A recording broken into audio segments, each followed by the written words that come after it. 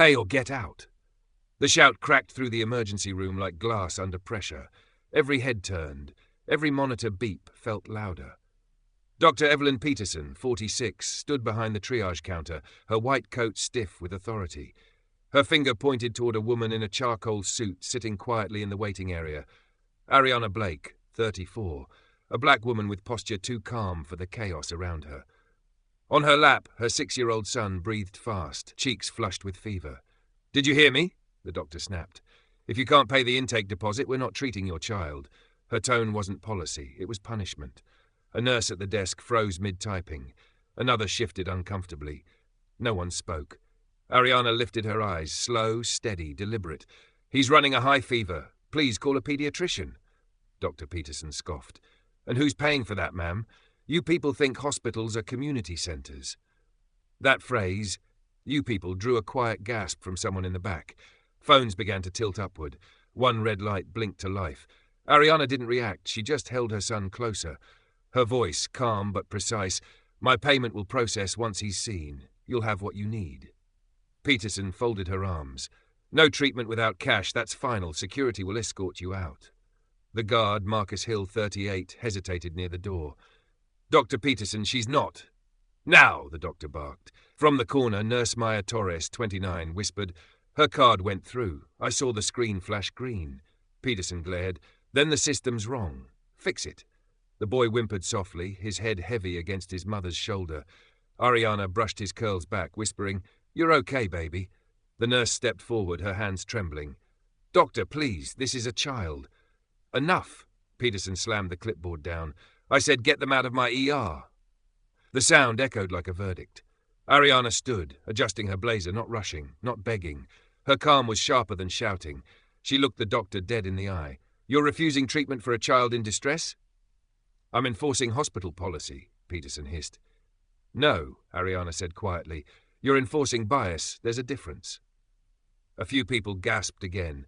The tension in the room turned into static. The nurse swallowed hard. "Dr. Peterson, please." Peterson snapped. "You want her here? You pay her bill then." Silence. Heavy. Awkward. A patient in scrubs muttered, "This doesn't feel right." Ariana turned slightly toward the nurse. "Thank you for speaking up," she said softly. Then to the doctor, "Do you speak to all mothers like this, or only the ones who look like me?" Dr. Peterson's jaw tightened. "Don't play the victim card." Ariana's eyes didn't move. "No need, you already did the rest." From the hallway, a monitor beeped again. Steady, intrusive, like a metronome counting down to something no one could stop. Maya whispered, "She's calm because she's someone." Before anyone could respond, the child coughed again, a rough, dry sound that broke the last bit of composure in the room. Even the guard looked away. Ariana took out her phone. One swipe, one call. "Carla," she said quietly, "mark this interaction. Timestamp 9:48 p.m. St. Howard ER. Begin review protocol." Dr. Peterson frowned. "What are you doing?" "Documenting," Ariana replied. "For what?" "For your next performance review." Peterson laughed, sharp and dismissive. "Lady, you think a complaint scares me?"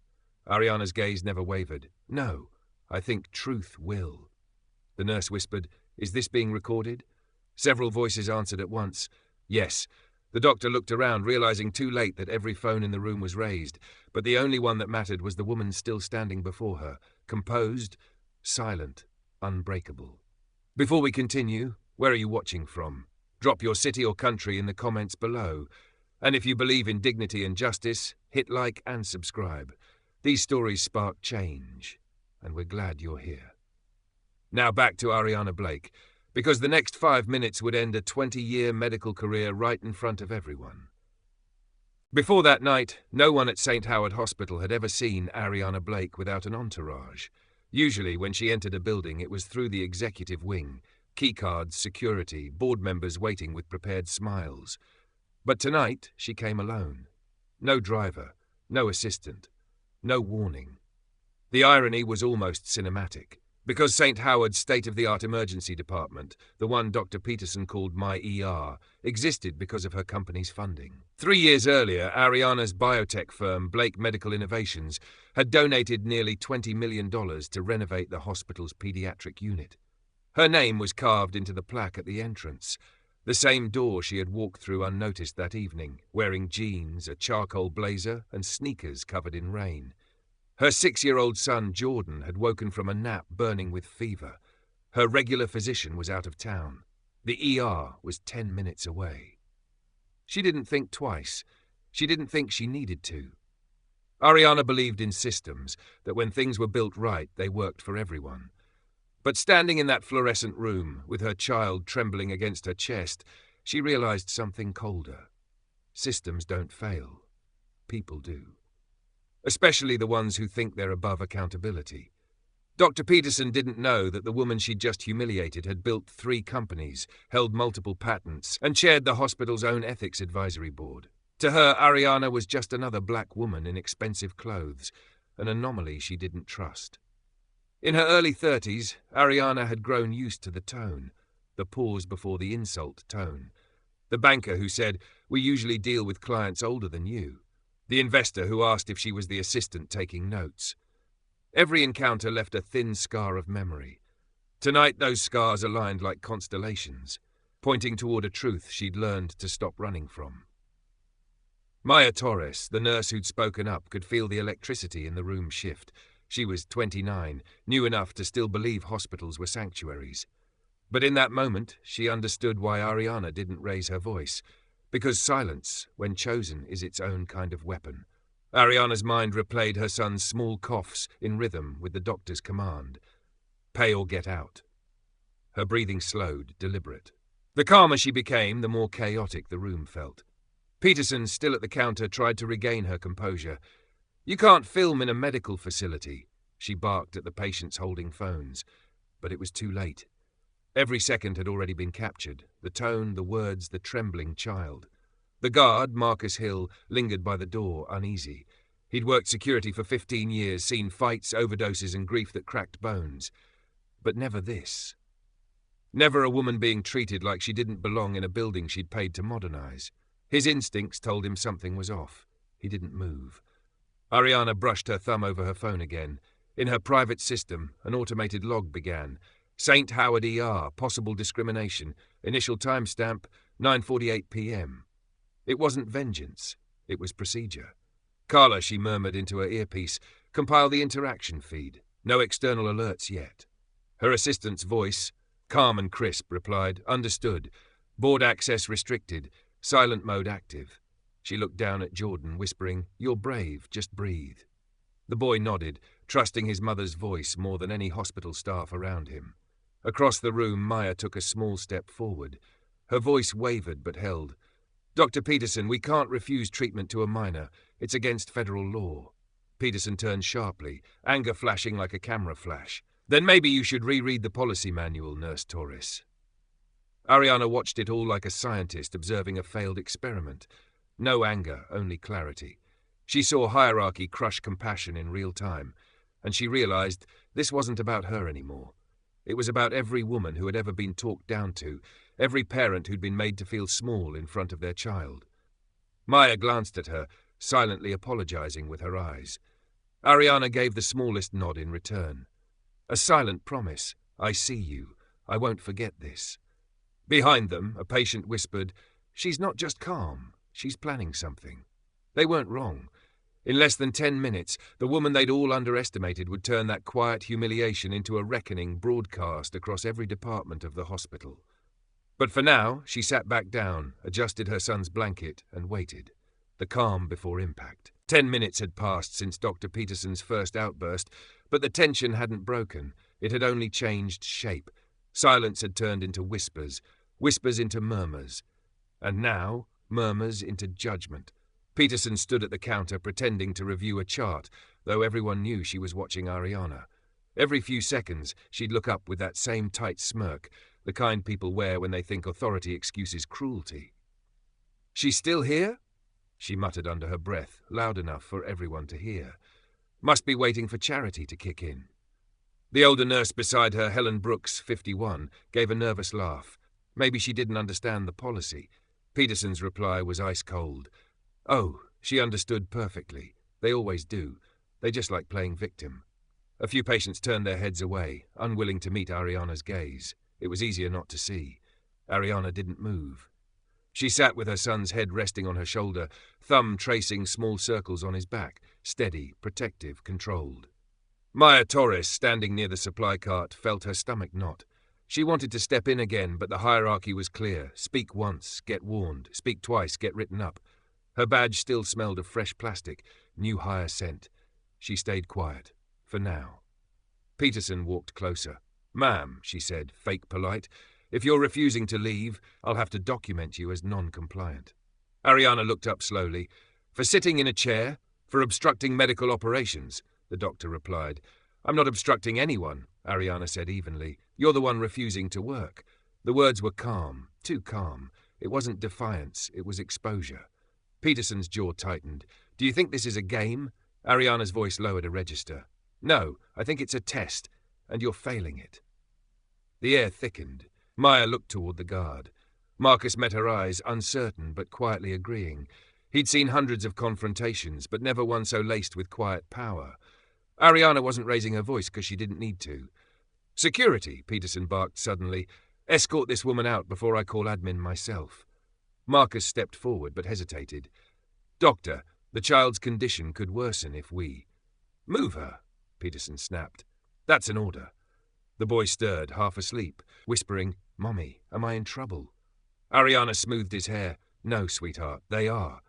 The entire room stilled at those 3 words. Peterson flushed red. "Excuse me?" Ariana leaned back in the chair. "You heard me. You're being removed," Peterson said, voice trembling with frustration. "This is my department." Ariana met her gaze, unflinching. Not for long. Helen Brooks, the senior nurse, glanced toward Maya. "You should step away," she whispered. "This is going to blow up." But Maya didn't move. Something about the woman in the chair, the way she refused to shrink, made her stay.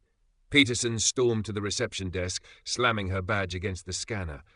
"Call hospital security. Level 1 escalation." The intercom buzzed, a harsh tone breaking the room's rhythm. Over the speaker, a voice replied, "Security en route." Someone in the waiting area whispered, "Is she really calling backup on a mother with a sick kid?"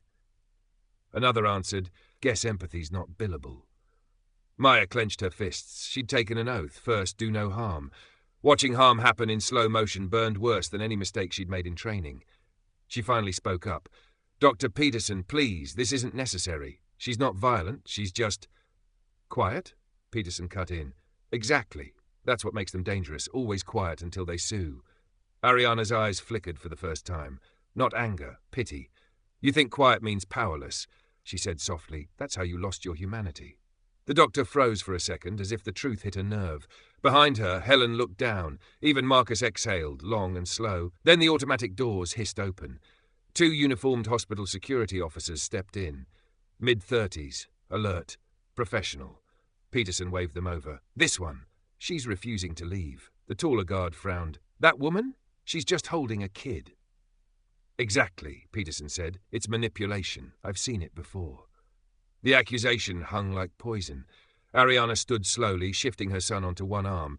"You've seen mothers before, Doctor. Not like me." Peterson crossed her arms.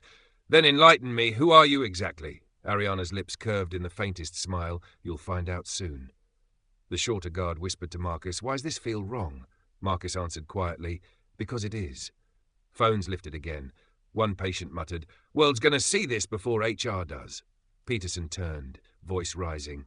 "Turn those off, everyone! Privacy policy." But her voice cracked on the word privacy, because the real violation wasn't the filming, it was her. Ariana stepped closer, close enough for only the doctor to hear. "Every word you've said tonight is being documented, Evelyn." Peterson blinked. "What did you just call me?" "Your first name," Ariana said softly. "Because after tonight, you won't be Dr. Peterson anymore." The doctor opened her mouth, but nothing came out. And in that suspended second, the room shifted. No shouting, no chaos, just silence heavy enough to feel sacred. Maya whispered to herself, "Something's about to happen." She was right, because in less than 5 minutes, the hospital's internal system would ping an alert. Ethics board protocol initiated by CEO override. And the woman everyone tried to throw out was the one who owned the servers that kept the lights on. For a full 30 seconds, no one moved. The only sounds were the hum of the fluorescent lights and the faint beeping from a heart monitor in the next room. Ariana didn't speak. She didn't flinch. She simply stood there, her son asleep now against her shoulder, one small hand gripping her collar. The stillness wasn't fear. It was focus. Dr. Peterson, desperate to regain the room, turned to the guards again. "Well, move her," she ordered. Marcus didn't move. Neither did the younger officer. They exchanged a glance, the kind that said, "This feels wrong, but she's our superior." Ariana's calm spread like quiet gravity, the kind that doesn't demand attention, it commands it. "Doctor," Marcus said carefully, "I can't remove a patient who hasn't broken any rule." "She's refusing to cooperate," Peterson snapped. "She's holding her child," he replied. "That's not non-compliance." The doctor's lips pressed into a thin line. She turned sharply toward the nurses. "Fine. Since no one wants to follow procedure, I'll call the administrator myself." She started dialing, but the call didn't go through. A soft tone chimed from her phone. "Network error. System override in progress." Her brow furrowed. She tried again. The same tone. The same two words, system override. Across the room, Ariana's phone screen glowed faintly inside her palm. Her thumb rested over the interface like a pianist waiting for the next note. No one saw her type anything. She didn't have to. Her system was built to respond to voice, tone, and command authority. She'd designed it herself. "Carla," she whispered. Her earpiece clicked. "Yes, Miss Blake?" "Lock external admin calls. Silence mode active. Confirmed." She slipped the phone back into her pocket. Calm again, Peterson slammed her phone down. "Something's wrong with the line." Maya murmured under her breath, "No, something's wrong with how you treat people." Peterson's glare cut toward her. "Excuse me?"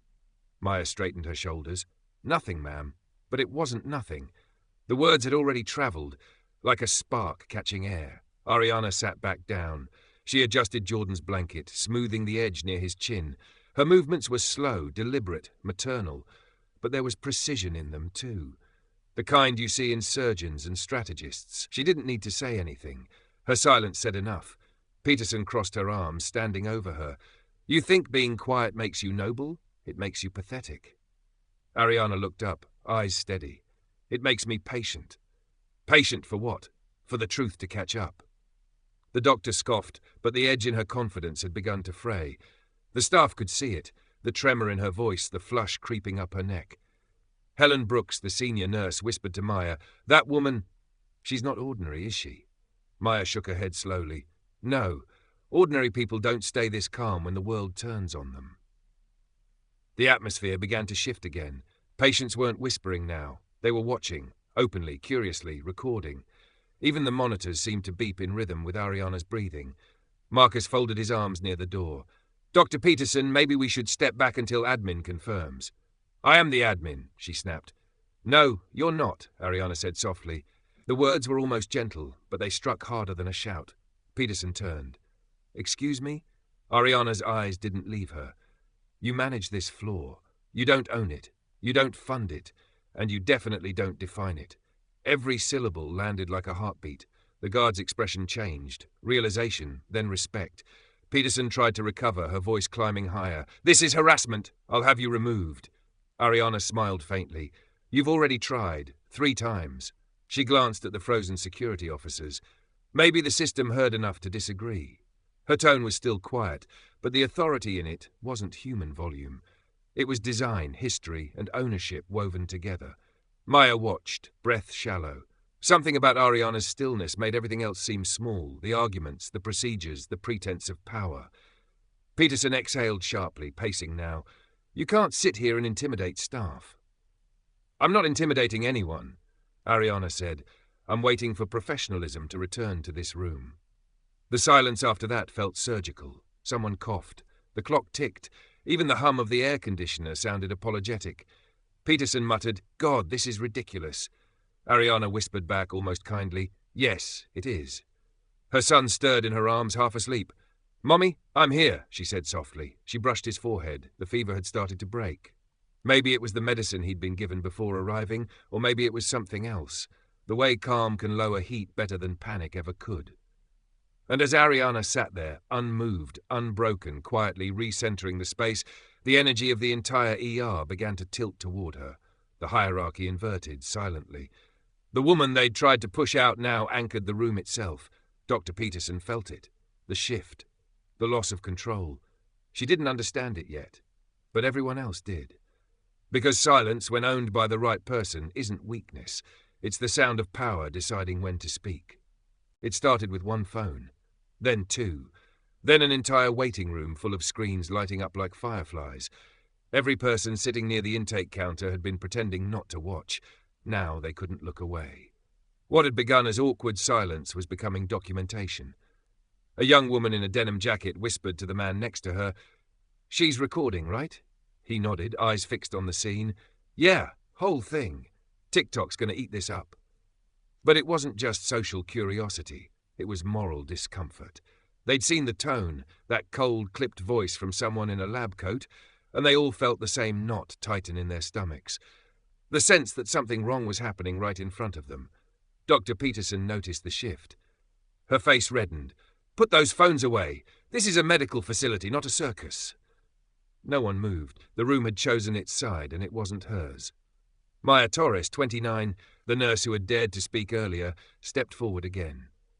"Doctor," she said quietly but firmly, "you can't order them to stop filming. They're witnesses now." Peterson spun toward her, voice sharp. "You're out of line, Nurse Torres." Maya held her ground. "Maybe, but you're out of humanity." A low murmur swept the room. Even the guards turned slightly, watching the exchange like referees who'd lost authority. Ariana remained seated, her son sleeping against her chest. Her expression didn't change. She was letting the room speak for her, letting truth travel on other people's voices. From the far side of the room, a middle-aged man in a plaid shirt raised his phone higher. "Ma'am," he called to Ariana, "do you want me to keep filming?" Ariana met his eyes, calm and clear. "Do what you feel is right." He nodded. "Then I'll film." His voice cracked with something like courage. "Because this is not okay. Doctor." Peterson's hand trembled slightly as she slammed her clipboard onto the counter. "Everyone needs to calm down." But it was too late. The power had shifted, subtly, completely. Helen Brooks, the senior nurse, leaned toward Peterson. "Evelyn, maybe we should just check the intake again." Peterson hissed under her breath, "Don't tell me how to do my job." "Then do it," Helen whispered back, "before this goes viral." Maya's camera phone caught the moment. Peterson's glare, Ariana's composure, the blinking security light above the door. That footage would later circulate across thousands of screens, but in this moment it was simply truth in progress. Ariana adjusted her son's blanket again, her movements slow, intentional. The stillness of her hands contrasted so sharply with the doctor's frantic gestures that it became visual poetry, composure framed by chaos. A young mother sitting 2 chairs away turned to Maya. "Who is she?"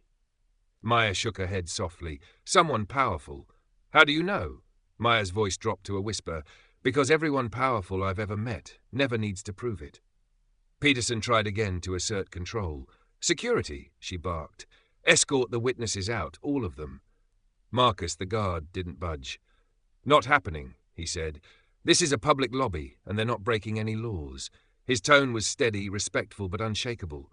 Peterson's fury cracked through her composure. "Then you're fired too." Marcus didn't even blink. "You can't fire me, Doctor. I don't work for you." The words hit like a gavel. A murmur turned into quiet applause, hesitant but real. Ariana looked around, her gaze meeting faces one by one. Ordinary people, strangers, each now a witness. She nodded slightly, gratitude in her eyes, but no triumph. Because this wasn't victory yet, it was accountability gathering momentum. Maya's heart pounded. She had never defied a superior before. Her hands shook, but she kept filming anyway. "For every patient who got treated like dirt," she whispered, "this is for you." Peterson's voice rose again, desperate. "You people have no idea who I am." Ariana finally looked up. "Neither do you," she said softly. "But you're about to find out who I am." The hush that followed was almost holy. Phones stopped moving. Even the air conditioner seemed to pause mid-breath. Jordan stirred in his sleep, mumbling something too soft to understand. Ariana smoothed his hair again and whispered, "Almost over, sweetheart." Peterson stepped back, breath heavy, eyes darting from camera to camera. "You can't do this to me," she stammered. Ariana didn't answer. She didn't need to. The witnesses had already spoken for her. Maya looked at her watch. It was 9:57 p.m., less than 10 minutes since that first shout, "Pay or get out." And yet somehow, The entire hospital lobby felt different now, like justice was already rearranging the furniture. In the corner, a security light blinked again, green this time. A quiet beep sounded from Ariana's phone. She didn't look at it. She just whispered, "Protocol acknowledged."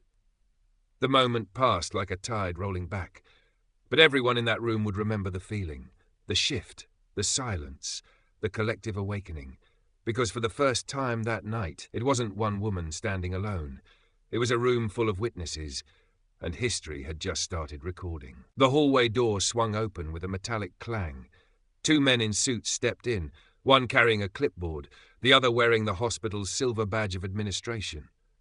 Dr. Richard Langston, 51, Chief of Clinical Operations, known for his calm voice and cold decisions. And right behind him, Janice Wu, 39, the floor supervisor who never smiled unless it was in front of upper management. Peterson straightened instantly. Relief flooded her voice. "Dr. Langston, thank God you're here. This woman." He raised a hand. "Evelyn, stop. I already know. I've been watching the feed." That made her blink. "Feed?" He nodded toward the ceiling camera. Hospital security flagged the disturbance. He turned his gaze to Ariana, calm, appraising, almost rehearsed. "Miss Blake," Ariana answered evenly. "Ariana Blake." The name didn't register yet. Langston folded his arms. "You've been asked to leave the ER due to non-compliance. Is that correct?" Ariana tilted her head slightly. "No, I was denied treatment for a sick child." He exhaled, the sound of practiced patience. "Let's not play semantics. Dr. Peterson is one of our most senior physicians. I trust her judgment." That line, "I trust her judgment," was all it took to ignite the room again. Maya stepped forward. "Sir, with respect, you shouldn't. I was here. I saw everything." Langston's tone cooled. "Nurse Torres, this is not your concern." "It is," she said, voice trembling but firm. "It's every nurse's concern when a child is refused care." Janice Wu, clipboard in hand, whispered something to Langston. He nodded, then looked back at Ariana. "Ma'am, if you'd like to file a complaint, you can do so after you vacate the premises." Vacate. That word, sterile, bureaucratic, landed harder than any insult. Ariana didn't blink. "You're asking me to leave before my child receives medical attention?" Langston's jaw twitched. "I'm asking you to comply with hospital policy." "Which one?" she asked. "The one that allows us to maintain order." Ariana smiled faintly. "Order built on bias isn't order. It's theatre." The doctor beside him scoffed. "She's manipulating you, sir." Langston ignored her. "Ma'am, we don't want to escalate this further." "Then stop," Ariana said simply. The administrator's patience cracked. "Listen, Miss Blake, this hospital has rules. You either follow them or what?" Her tone didn't rise, but the words carried weight. He hesitated. "Or you'll be escorted out." Ariana nodded once. "So the solution to a doctor denying treatment is to deny more of it." The silence that followed was suffocating. Helen, the senior nurse, broke it first. "Sir, we can treat the child in triage. It'll take 5 minutes." Langston shot her a look sharp enough to cut glass. "You're not helping." She swallowed hard. "With respect, I didn't think I was supposed to." "Doctor," Peterson's voice sharpened, desperate to regain control. "She came in here without proper documentation. No ID, no insurance on file." "That's not true," Maya said. "I saw her card go through." Peterson glared at her. "Then maybe you misread the screen." Maya took a step forward. "I didn't." The air thickened again. A patient in the corner muttered, "This is getting ugly." Another whispered, "It already is." Langston turned to the guards. "Remove both the woman and anyone recording." Marcus shook his head. "Sir, we can't. This is a public lobby. You'll cause a scene." "Then cause one," Langston snapped. "I want this over." He reached for Ariana's arm. Not roughly, but with the arrogance of someone who'd never been told no. She didn't move. Instead, she looked directly into his eyes, calm, level, certain. "Dr. Langston," she said softly, "when you grab a parent instead of protecting a patient, you lose the right to call yourself a doctor." His hand froze mid-air. For the first time, the administrator faltered. "Excuse me?" "You're excused," Ariana said. Peterson gasped. "Who do you think you are?" Ariana turned her gaze to her. "That's the question, isn't it? You assumed the answer before you asked." Langston rubbed his temples. "This is absurd. Security, escort." He stopped mid-sentence when every security badge in the room blinked red. A faint tone echoed from the ceiling. 3 beeps, then silence. Janice frowned. "What was that?" Marcus looked at his device. "Badge access just froze." What? Peterson barked. System's down, he said. Says ethics protocol initiated. Ariana's voice was soft, but it cut through the confusion. Now, she said, we can begin. Langston stared at her. What did you do? Nothing, she said. I just reminded the system who it works for. The nurses exchanged glances, phones tilted higher. Maya whispered, oh my God. The hierarchy that had ruled the room seconds ago, doctors, admin, guards, began to crumble in real time. And in the middle of it all, Ariana sat back down, her son's breathing steady against her shoulder. Dr. Peterson stepped back, whispering, she's bluffing. But even she didn't believe it. Because somewhere deep in the hospital's network, a quiet alert had already been sent. CEO presence confirmed. Blake Medical Protocol, Tier 1. The beep from the ceiling hadn't stopped echoing when Dr. Langston slammed his hand against the counter. What the hell is going on with our system, he barked. Janice Wu tapped frantically on her tablet. Everything's frozen. Staff IDs, patient logs, access cards. Then she stopped, staring at the screen. A single message flashed in blue letters. Blake Medical Protocol, Level 1 Ethics Audit initiated. Dr. Peterson paled. Blake Medical? Langston frowned. As in, Blake Medical Innovations. He turned slowly toward Ariana. Is that your company? Ariana's voice was steady. It is. A silence heavier than any alarm filled the ER. Peterson's voice came out small now. You can't just override our system. I didn't, Ariana said. It responded. Langston tried to recover, forcing a thin smile. Even if that's true, it doesn't give you the right to interfere with hospital operations. Ariana tilted her head. You interfered first with a child's care. The administrator's composure cracked. Don't twist this, Miss Blake. Doctor, she interrupted, you grabbed me in front of my son. You allowed your staff to humiliate a patient before verifying her record. Tell me, which part of the Hippocratic Oath covers that? The room stayed frozen. Even the guard Marcus looked down, jaw clenched. Langston straightened, puffing himself up again. You think money gives you power over me? Ariana's reply was soft. No, integrity does. That was the last straw for Peterson. Her voice broke through the silence, sharp and ugly. People like you always think you can buy respect. You don't belong here. You never will. The sentence hung there, a racial slur without needing to say one. You didn't need the word. The poison was in the tone. Gasps filled the room. Maya's phone trembled in her hands, recording every syllable. Even Janice stepped back, whispering, Evelyn, stop. But Peterson didn't. She stepped closer to Ariana, her face inches away. You think because you have a fancy company, a fancy card, you can walk in here and talk down to real doctors? You're nothing but a PR stunt waiting to happen. Ariana rose slowly, not rushed, not angry. Her son stirred but didn't wake. She handed him gently to Maya. Hold him for a moment. Maya hesitated. Are you sure? Yes, Ariana said. He's safe with you. Then she turned to Peterson, her tone calm enough to be terrifying. Do you realize what you just said? Peterson crossed her arms. I said what everyone's thinking. Ariana nodded once. Then you've just said it on record. She tapped her phone screen twice. A chime echoed through the intercom, clear, precise, deliberate. Janice looked up, startled. What was that? A robotic voice followed. Ethics audit. Witness recording enabled. Langston's eyes widened. You can't just... Yes, I can, Ariana interrupted. I built it for situations exactly like this. Peterson's face flushed crimson. You think you can come in here and embarrass me? Ariana met her eyes, unblinking. You did that yourself. The doctor stepped forward again, too close, too loud. You're out of your mind. Then, in a moment she'd regret forever, she shoved the clipboard against Ariana's shoulder. Not enough to hurt, but enough to cross a line. Gasps erupted from every corner. Someone shouted, Did she just push her?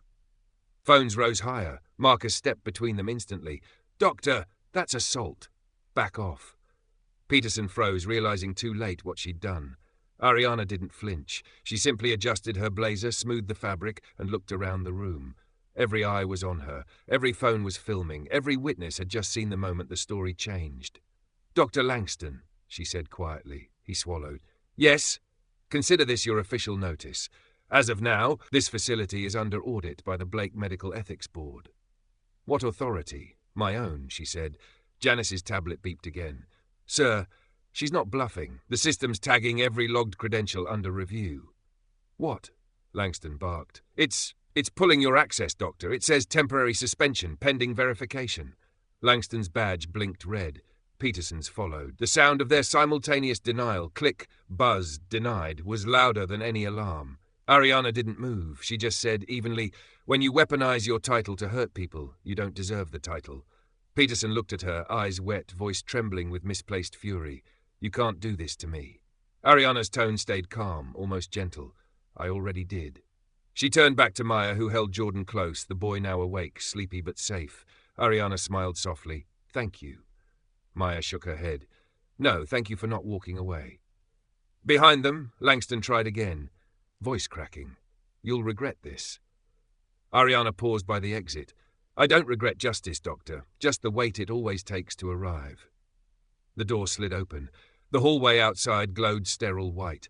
Her heels clicked once, twice, each step quieter than the last, but heavier than guilt itself. In her wake, 2 badges blinked red, 1 reputation dissolved, and a room full of witnesses understood what power really looks like. Not noise, not threat, just consequence. The sliding doors closed behind her, but Ariana didn't leave. She stopped just outside the ER glass wall, where every word inside could still be heard, every camera still rolling. She turned, phone in hand, her reflection framed against the white fluorescent light. Inside, Dr. Peterson stood frozen. Dr. Langston kept pressing his badge against the reader, hoping for a miracle. Janice stared at her tablet as if disbelief alone could reboot the system. None of it worked. Ariana took a slow breath and pressed a button on her phone. "Carla," she said softly. Her assistant's voice came through immediately, clear, steady, professional. "Yes, Miss Blake?" "Activate internal compliance review. Tag St. Howard under emergency audit. Ethics priority, Tier 1. Confirmed," Carla replied. "Would you like me to notify the board?" "Yes, but start with the legal division. They'll need footage, timestamps, and all witness statements from the ER." From the inside, Langston pounded on the glass. "You can't do this. This is private property." Ariana met his gaze through the window, her voice calm through the phone. "Correction, Doctor. It's partially funded property, and my company owns 40% of its infrastructure." Maya stood a few steps behind him, holding Jordan, whispering softly to the boy, "You're okay. Your mom's just fixing things." He blinked sleepily. She always fixes things. Ariana heard that, even through the glass, and her composure almost cracked into a smile. Almost. Then she looked back at her phone. "Carla, freeze all non-essential administrative accounts tied to this facility.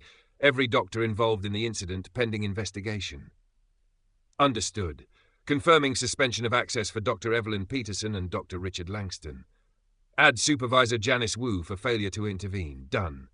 Janice gasped as her badge light turned red. Her voice trembled. "Sir, my access just—" Langston's eyes went wide. "Oh my God, it's actually happening." Ariana stepped back into the ER entrance. The automatic doors hissed open again, a sound that somehow felt ceremonial. No one spoke. Even the hum of the lights seemed quieter. "Miss Blake," Langston began, voice wavering between anger and pleading. "Please, this isn't necessary. We can talk about this privately." She shook her head.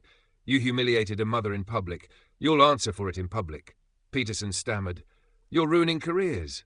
"No," Ariana replied. "You ruined your own." Maya watched in awe. She'd seen power before, men in suits, doctors with clipped voices, but this was different. This was composure sharpened into consequence. "Carla," Ariana continued, "initiate staff support protocol. Send temporary replacement from the partner hospital downtown. They'll manage patient care until the audit is complete." "Replacement en route within 15 minutes, the assistant confirmed. Peterson's eyes filled with tears. You don't understand what this means for me." Ariana looked at her with no malice, only truth. "I understand exactly. That's why I warned you." Langston rubbed his forehead, muttering, "There has to be a mistake." "There was," Ariana said. "You made it." She walked past them toward the nurses' station. The crowd of witnesses parted automatically, their silence reverent. Ariana stopped beside Maya and took her son back gently. "Thank you," she said again. Maya swallowed hard. "You shouldn't have to do this yourself." Ariana smiled faintly. "Justice always starts alone." From the speakers overhead came a new announcement. "Notice, temporary leadership transition in effect. Acting medical director, pending verification." Langston's face drained of colour. "That's impossible. It's procedural," Ariana said. "You should have read the partnership clause before you signed it." Peterson whispered, "Who are you?" Ariana turned to her, eyes calm but unyielding. "The woman who believed in this hospital enough to build it, and the one who won't let you tear it down." A murmur spread through the witnesses. Awe, disbelief, quiet satisfaction. Marcus, the guard, broke the silence. "Ma'am," he said respectfully, "do you want us to clear the lobby?" Ariana shook her head. "No. Let them see how accountability looks." She turned back toward the administrators. "Your names," she said evenly, "will stay on the audit until review is complete. If you cooperate, you'll have the chance to rebuild trust. If not," she paused, letting the weight hang, "the footage will speak for you." No one argued, not anymore. Janice lowered her head, whispering, "I'm sorry." Ariana's tone softened. "Then learn from it. Don't let fear make you cruel again." She looked around one last time, the faces of the nurses, the patients, the guards, each one reflecting something different: shock, respect, quiet pride. Then, gently, she turned to Maya. "Have Jordan seen by triage, record his vitals, then discharge him once he's cleared. And Maya," "Yes, Miss Blake?" "File your own statement. Truth protects truth." Maya nodded, tears forming. "I will." As Ariana began to leave again, the hospital PA system chimed once more. "Compliance review, active. External board notified." Peterson whispered into the emptiness, "You'll destroy us." Ariana stopped at the doorway, turned slightly. "No, I'll rebuild you, without the arrogance." Her voice stayed low, but everyone heard it. Because in that moment her calm wasn't silence anymore. It was leadership. And for the first time that night, even the hospital walls seemed to listen. The PA tone faded, but the echo stayed. 3 calm notes that meant the system was now under new control. Ariana stepped back into the center of the ER. The crowd instinctively widened around her, a slow ripple of space opening for the gravity that had entered the room. Dr. Langston tried to recover authority. "Everyone return to your stations," he ordered, voice cracking. "This situation is already being handled," Ariana said. Her tone was low, precise, impossible to interrupt. She handed her son to Maya again and moved toward the nurse's counter. The glow from the monitors reflected off her blazer like cold light on steel. "System, verify executive credentials," she said clearly. Every computer screen in the ER blinked, then displayed the same text. "Identity confirmed, Ariana Blake, CEO, Blake Medical Innovations." The silence that followed wasn't empty. It was shock, thick and visible. Peterson stepped back, whispering, "That's not possible." Langston's lips parted, searching for logic that wasn't there. "Blake Medical owns the network that funds this hospital," Ariana finished for him. "The same one whose ethics division you just triggered." She turned to face them fully now. "You wanted to know who I am. You've been working for me the entire time." Phones rose again. Someone gasped. Someone else whispered, "She's the Blake? The one on the board?" Maya stood frozen, tears gathering at the corners of her eyes. She'd guessed it, but hearing it spoken aloud made her breath catch. Marcus, the guard, exhaled through a nervous laugh. "No wonder the system locked us out." Langston tried again, voice shaking. "You could have told us." "I didn't need to," Ariana said. "Respect isn't something you give based on a resume. It's something you show by instinct. Tonight yours failed you." She looked around the room, eyes sweeping across nurses, clerks, patients, witnesses. "How many of you hesitated because you were afraid to question authority?" No one answered. They didn't need to. The guilt spoke for them. Peterson's eyes filled with panic. "I didn't know. If I had known." Ariana cut her off gently. "You'd have treated me differently. That's the problem." Janice whispered, "Oh my God." Ariana continued, voice calm but deliberate. "I walked in tonight as a mother, not a CEO. I wanted to see how this hospital treated people without status, without privilege. And you showed me. Perfectly." The words hit harder than anger ever could. Maya whispered under her breath, "This is what accountability sounds like." Peterson shook her head, tears streaking her face. "Don't end my career over one mistake." Ariana looked at her for a long second. It wasn't one mistake. It was a choice. Repeated, deliberate, comfortable. Langston tried to regain footing. "Maybe we can resolve this quietly, behind closed doors." "No," Ariana said. "Justice doesn't hide behind doors anymore." She stepped closer to him. "Do you remember the donation 3 years ago, the one that built this entire ER?" He nodded slowly. "My signature's on that plaque. You walked past it every day and still couldn't recognize the woman who made sure your salary cleared." The whispering around the room turned into a wave. Awe, shame, realization. Ariana's voice didn't rise, but it filled every corner. Tonight, you refused treatment to a child because his mother didn't look wealthy enough. You decided competence by colour, and you did it under the sign that bears my name. Peterson covered her mouth, trembling. Please, don't destroy me. Ariana's expression softened, but her tone stayed firm. I don't destroy people, I expose systems. She turned toward Maya. You, Nurse Torres, thank you for remembering the oath when others forgot it. File your statement directly to the ethics board. You'll be protected. Maya nodded, voice breaking. Yes, Miss Blake. Ariana addressed the room. For the next 72 hours, this department will operate under audit supervision. All cases will be reviewed for bias or neglect. If you've done your job with integrity, you have nothing to fear. Langston lowered his gaze, defeated. And us? Ariana answered. You'll meet the same review as everyone else. That's what equality means. The intercom chimed again. Audit board connection. Active. Voices filtered through. Legal teams, administrators, compliance officers joining remotely.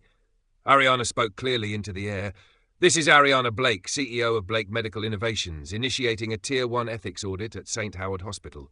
Cause, refusal of medical service, discrimination under observation, confirmed witness documentation.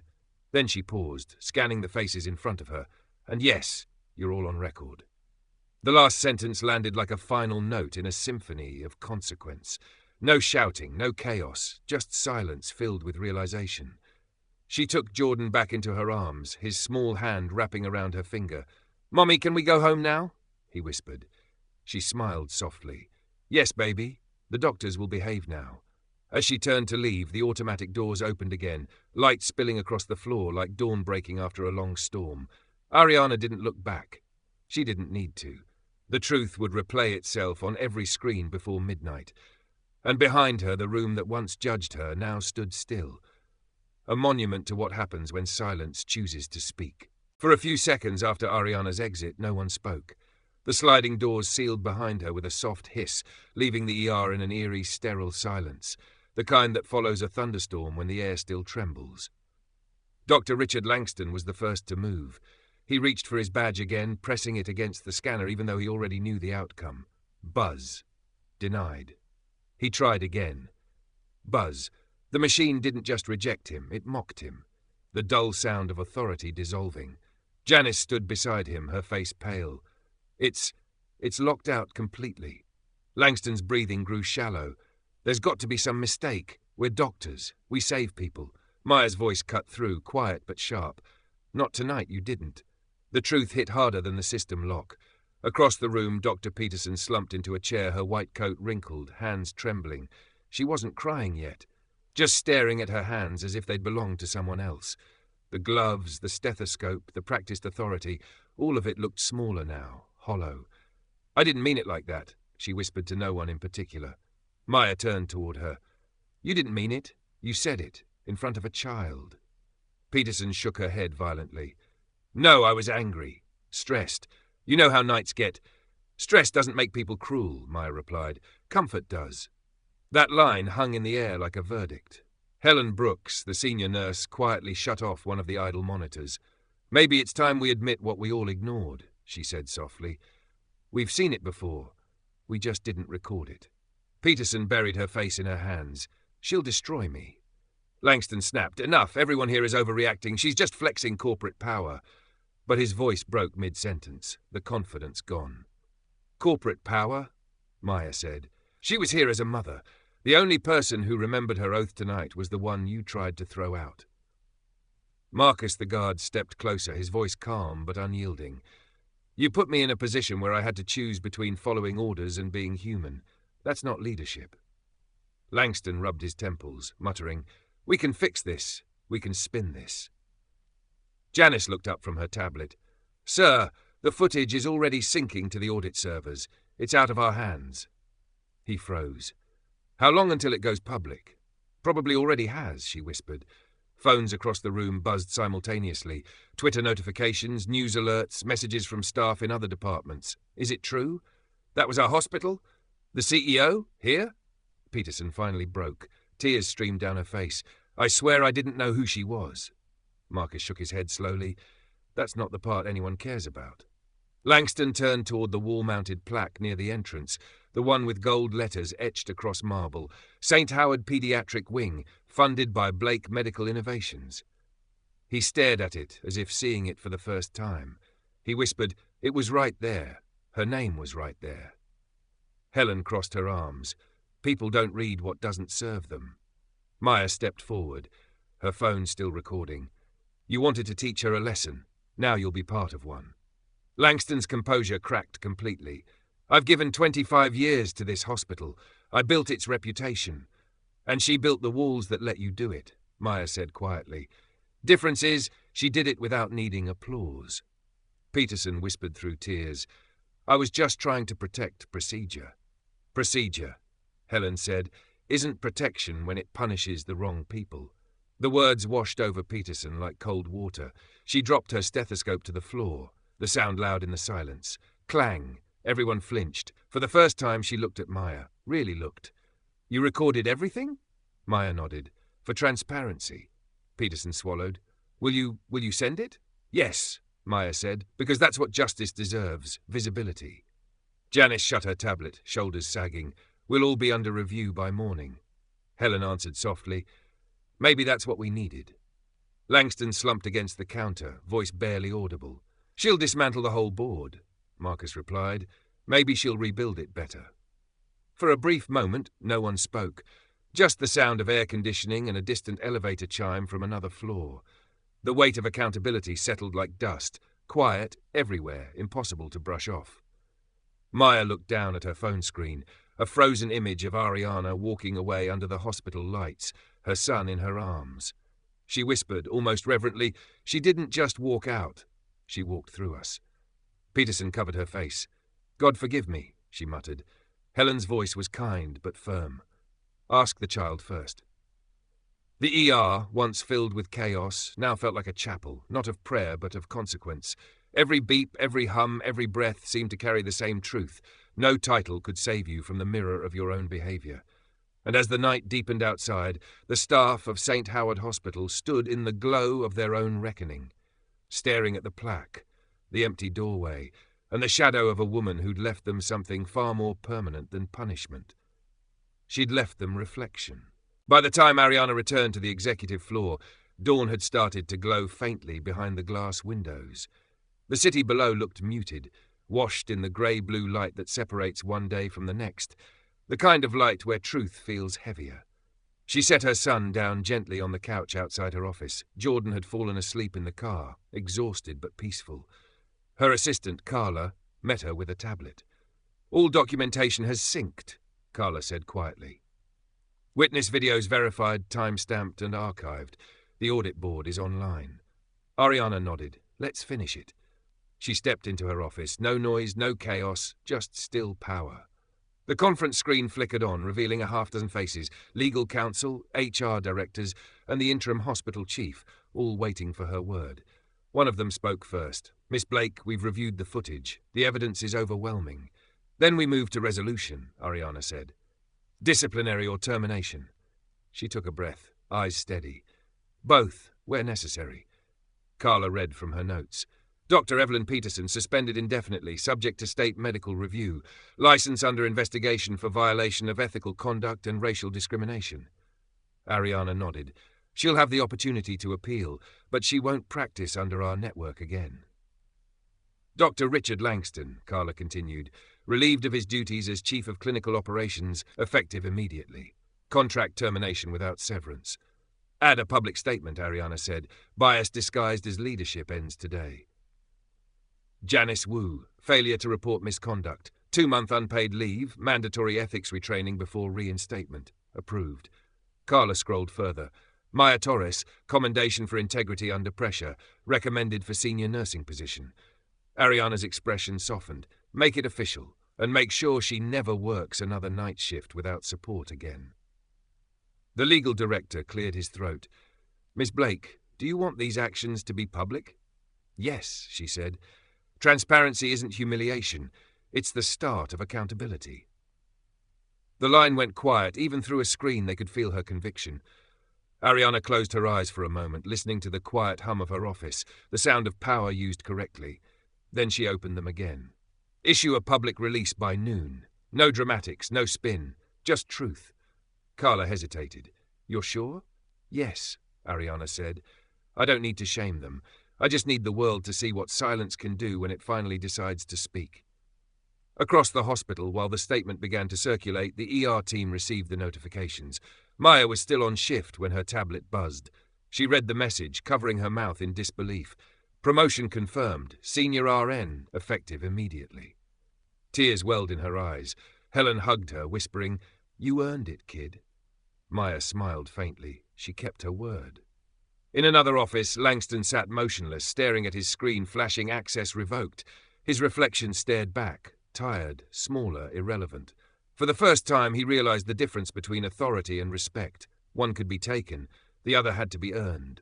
Dr. Peterson sat in the staff lounge, still in her scrubs, watching the morning news. Her own name scrolled across the bottom of the screen.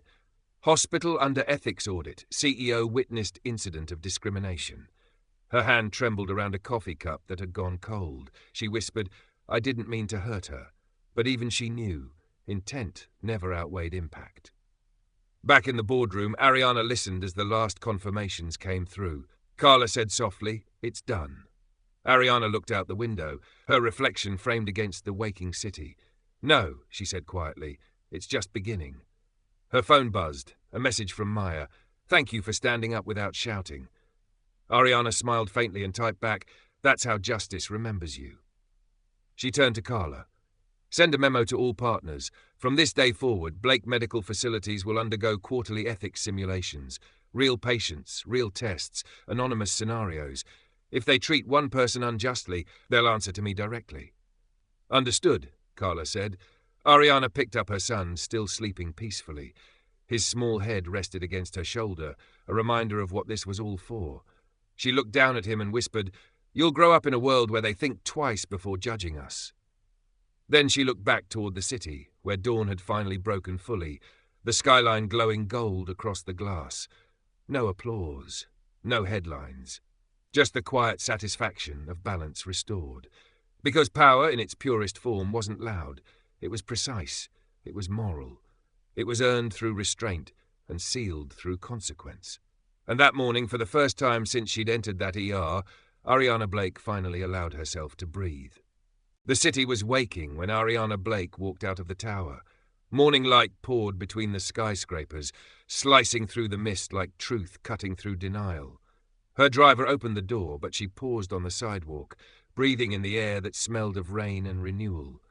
Behind her, St. Howard Hospital stood tall and quiet, its glass facade reflecting the sunrise.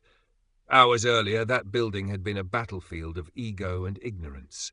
Now it looked like what it was always meant to be, a place of healing. Carla joined her, tablet in hand. Press coverage is everywhere, she said softly. Ariana didn't turn. Let them talk. Stories like this don't need spin, they need memory. She watched the ambulances glide into the bay. New nurses walked in, faces alert, cautious, aware. Accountability had changed the air itself. Jordan stirred in her arms, blinking against the light. Mommy, are we going home? Ariana smiled. Yes, baby, we're going home. He yawned, then whispered, Did the bad doctor say sorry? Ariana's gaze softened. She will. Maybe not to us, but to herself. That's where change starts. The driver closed the door gently as they settled inside. The city outside blurred into movement, streets filled with people rushing toward jobs, dreams, mistakes, and second chances. Ariana leaned back, eyes tracing the skyline. Voiceover begins, low and cinematic. Justice doesn't always wear a badge or hold a gavel. Sometimes it's a mother in a waiting room, refusing to be smaller than someone's prejudice. Cut to the hospital interior. Nurses resetting equipment, staff retraining, the plaque outside the ER now shining under fresh polish. Maya, now in a new navy blue badge that reads Senior RN, gives instructions to a younger nurse. She looks stronger, older, certain. Power doesn't come from how loud you speak, but from what you do when the world tries to silence you. In the staff lounge, Dr. Peterson sits alone, staring at a blank evaluation form. She picks up a pen, hesitates, then begins to write, I failed a patient. I won't again. The first honest sentence of her career. Forgiveness isn't weakness, it's proof that you survived long enough to offer it. A new administrator replaces Langston's nameplate at the front desk. Policies change, workshops are scheduled. Posters appear on the walls. Every patient matters, every story counts. Ariana's company issues a statement, not boasting, just a promise. Blake Medical Innovations stands for equity, transparency, and the dignity of care. Back in the car, sunlight spills across Jordan's face. He's asleep again, small hand resting on his mother's. Ariana turns her head, watching the city blur into gold. Her own reflection in the window looks calm, grounded, less like a CEO, more like someone who finally found balance. Carla's voice interrupts gently. "Ms. Blake, the board wants to schedule interviews. CNN, the Post, everyone's asking for you." Ariana smiles faintly. "Tell them the story's already been told." "How should I respond if they ask what happened tonight?" Ariana's eyes stay on the skyline. "Tell them silence finally spoke." The car stops at a light. Outside, 2 nurses cross the street, one white, one black, talking softly, laughing. Ariana watches them, a quiet pride warming her chest.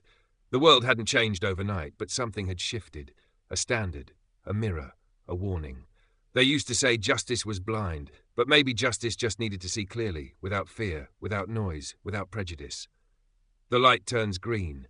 The car moves. Camera pulls back slowly, rising over the city until the hospital becomes a glint in the distance. Final voiceover, steady, resolute. "My name is Ariana Blake, Black CEO, mother, builder, and every time they tell me I don't belong, I remind them I own the floor they're standing on." Fade to black. Soft piano music plays, the kind that feels like breath after anger. Text on screen, "Dignity is not granted, it's remembered." Tab Black CEO, Justice in Silence, Ariana Blake's story.